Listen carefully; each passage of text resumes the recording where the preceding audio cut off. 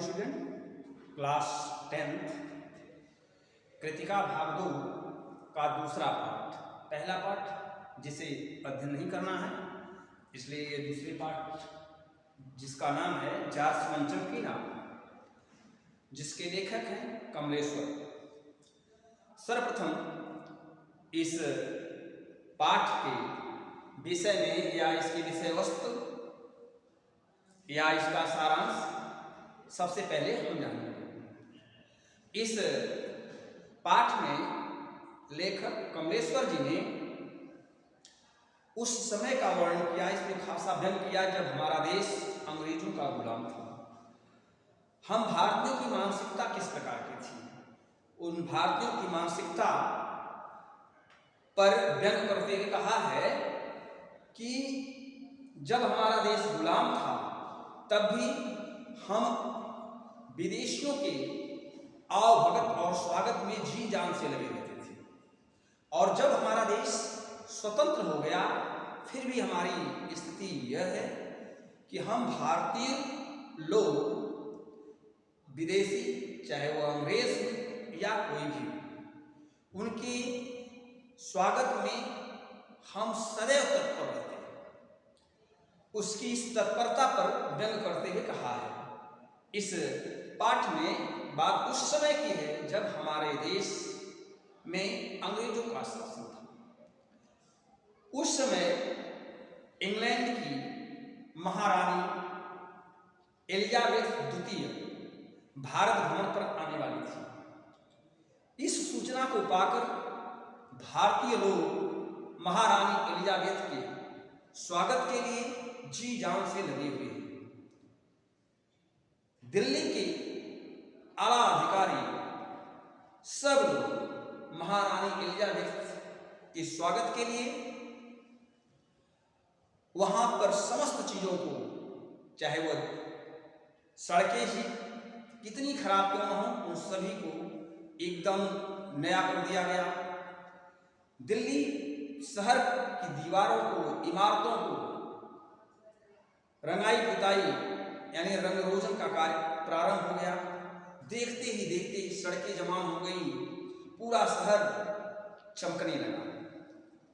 इसी बीच उस राजपथ, दिल्ली शहर में राजपथ के पास जॉर्ज पंचम की एक प्रतिमा थी, जिस प्रतिमा पर सरकार के द्वारा लगाए गए पहरेदार थे, लेकिन उन पहरेदारों के बीच में जॉर्ज पंचम की जो नाक थी वो टूटी पाई गई। अब यहाँ की समस्त अधिकारी इस बात से हैरान थे कि इंग्लैंड की महारानी एलिजाबेथ द्वितीय भारत आए और इंग्लैंड के किसी महान व्यक्तित्व की नाक टूटी हो, तो उसकी नाक टूटने का तात्पर्य हमारी नाक का कट जाना है, यानी हमारी इज्जत धूसरित हो जाएगी। इस भय से इस स्वतंत्र भारत के सभी अधिकारी एकत्र होते हैं और एकत्र होने के बाद एक सभा बुलाई गई, जिस सभा में एक मूर्तिकार को लाया गया।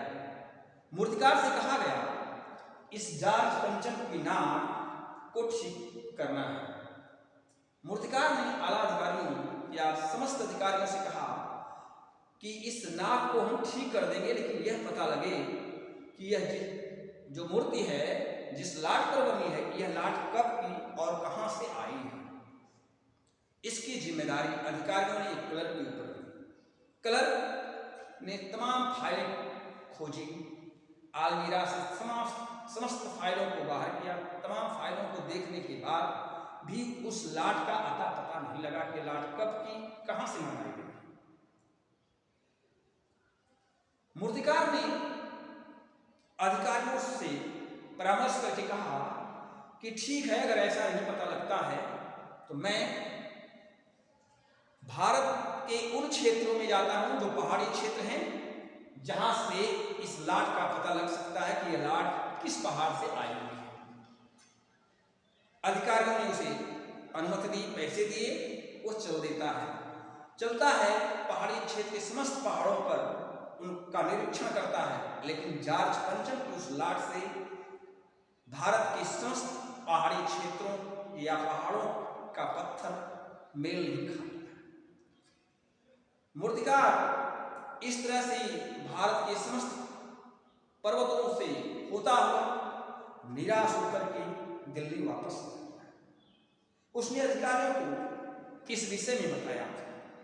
समस्त अधिकारी उस समय बदहवास की हालत में है कि समय धीरे धीरे करीब आता जा रहा है, लेकिन इस लाट का पता ही नहीं लग पा रहा है कि किस पहाड़ से आई हुई है।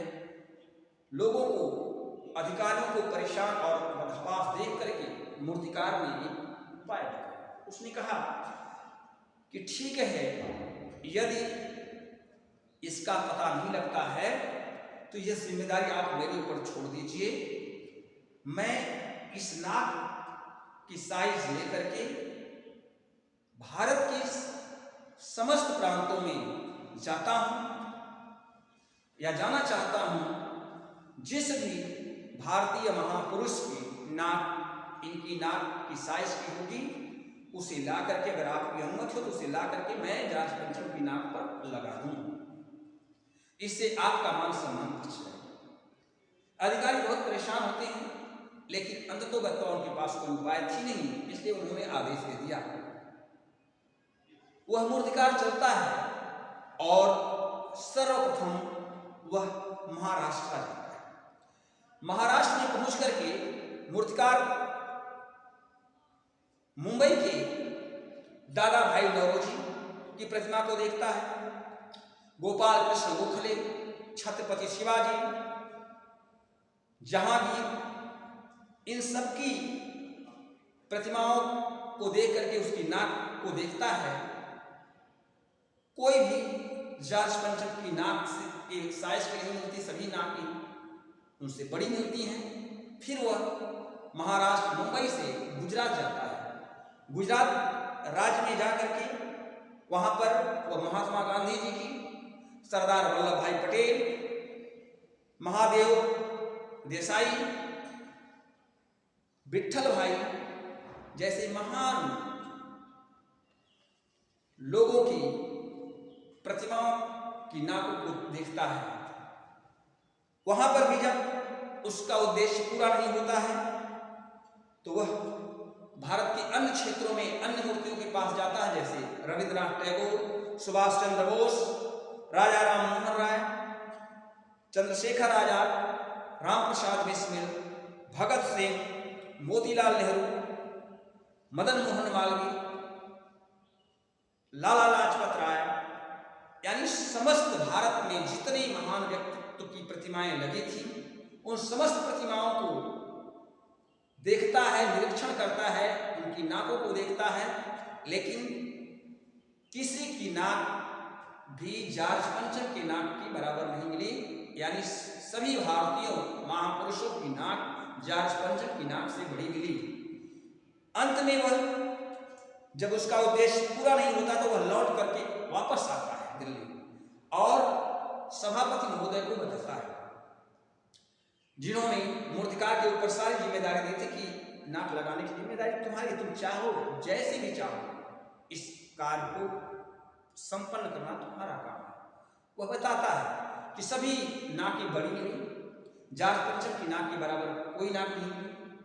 उसने अनुमति ली कि अगर आप सबका आदेश हो तो मैं बिहार राज्य जाता हूँ। और बिहार राज्य में जाने के बाद वहाँ पर सन 1942 में जो बच्चे शहीद हुए थे देश को स्वतंत्र कराने के लिए, उन बच्चों की नाक को देखता हूँ।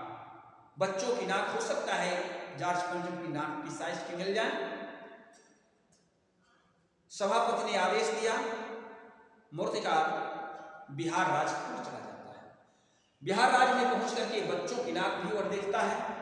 बच्चों की नाकें भी जार्ज पंचम की नाक से ही बड़ी मिलती हैं, यानी जार्ज पंचम की नाक के बराबर कोई भी नाक नहीं मिलती, सब नाकें बड़ी मिली। अंत में जार्ज पंचम की नाक का न होना भारतीय नाक यानी भारतीय मान सम्मान का दूषित हो जाना था। इसलिए मूर्तिकार पुनः वापस आता है और फिर एक बैठक आहूत की जाती है। उस बैठक में कमरे के समस्त दरवाजे खिड़कियां बंद कर दी जाती है। गोपनीय मीटिंग होती है जिसमें उस मूर्तिकार ने एक सुझाव दिया था।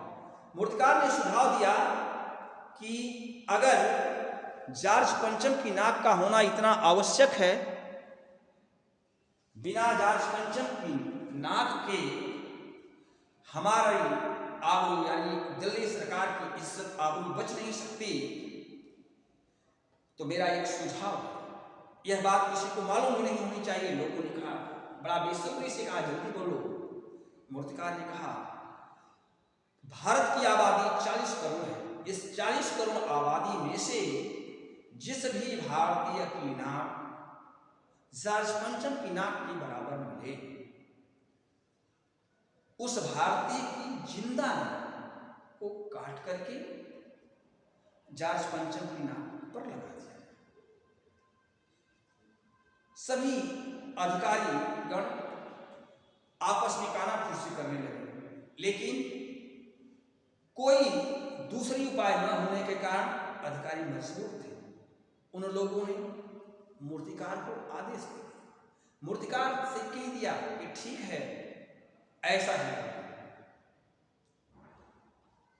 मूर्तिकार जैसे ही आदेश पाता है, मूर्तिकार कानाफूसी के बाद मूर्तिकार ने कहा कि यह मसला पेपर में केवल यह निकलवा दिया जाए कि जॉर्ज पंचम की नाक का मसला हल हो गया, लेकिन कुछ बताया नहीं। और उस अंतिम दिन उस पर नाक लगा दी जाए, इसके लिए सारी व्यवस्थाएं कर ली गई।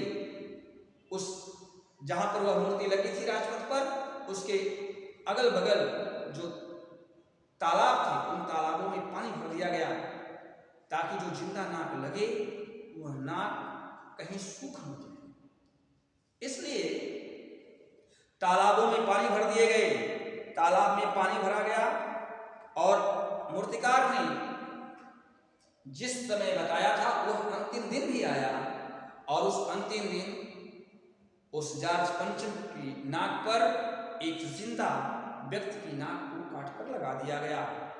और जिस दिन लगाया गया उसके आसपास, मूर्ति के आसपास फिर बंदूकधारी पहरेदारों को नियुक्त किया गया, लेकिन उस समय न तो कोई फीता काटने वाला था, न कोई समारोह हो रहा था, यानी किसी प्रकार का कोई कार्य नहीं हो रहा था। केवल न तो अभिनंदन का कार्य हुआ, केवल अखबार में पहले जो सूचना दी गई उस सूचना के बाद, नाक लगने के बाद सभी अखबार खाली थे, यानी अखबारों में किसी प्रकार से कोई सूचना नहीं दी गई और न ही बताया गया और न ही उसका चित्र छिपा था। इस तरह से आखिरकार बात बूथ की थी। उस बूथ के लिए, अपनी इज्जत आबरू के लिए मात्र एक चीज चाहिए था, वह थी नाक। नाक मिल गई और जॉर्ज पंचम की नाक लगा दी। इस तरह से लेखक कमलेश्वर कुमार जी ने भारतीयों की मनः स्थिति पर व्यंग करते हुए इस कहानी का समापन किया। इस वीडियो में बस इतना ही। धन्यवाद।